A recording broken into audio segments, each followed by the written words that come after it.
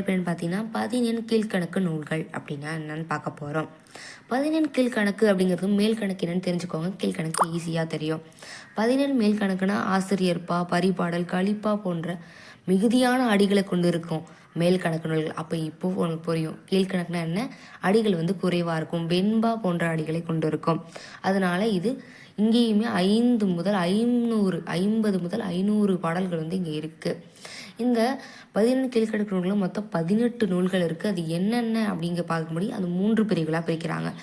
அறநூல்கள், அறம் சார்ந்த நூல்கள், நீதி நூல்கள் சொல்லுவோம் இல்லையா, அது மாதிரி. அகத்திணை நூல்கள், வாழ்க்கையை பற்றி சம்மந்தமாக இருக்கும். புறத்திணை, புறம் அப்படின்னாலும் உங்களுக்கு தெரியும் வீரம் சம்மந்தமாக இருக்கும். இந்த மாதிரி 3 பிரிவுகளாக பிரிச்சிருக்காங்க.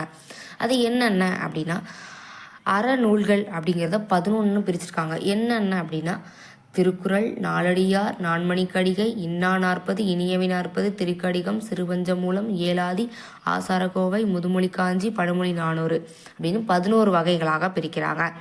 அடுத்து அகத்திணை நூல்கள். அகத்திணை நூல்களை எத்தனையாக பிரிக்கிறாங்க அப்படின்னா 6 வகைகளாக பிரிக்கிறாங்க. என்னென்ன அப்படின்னா கார் 40, ஐந்திணை 50, ஐந்திணை 70, திணைமாலை 150, திணைமொழி 50, கைநிலை. இந்த கைநிலை அப்படிங்கிறது மட்டும் என்ன அப்படின்னா ஒழுக்கத்தை சார்ந்ததாக அமைக்கப்பட்டிருக்கிறதா சொல்கிறாங்க. ஒழுக்கத்துக்கு மட்டுமே இது தனியாக எடுத்திருக்கிறதா சொல்கிறாங்க. இறுதியாக புறத்திணை நூல்கள், அது களவழி 40 அப்படிங்கிறத பிரிச்சிருக்காங்க. இப்படி 18 வகைகள் 14 கீழ்கணக்கு நூல்களில் பிரித்து சொல்லியிருக்கிறாங்க ஒரு வாழ்க்கை சம்பந்தமாக. இதுதான் 14 கீழ்கணக்கு நூல்கள். இந்த வீடியோ உங்களுக்கு பிடிச்சிருக்குன்னு நினைக்கிறேன்.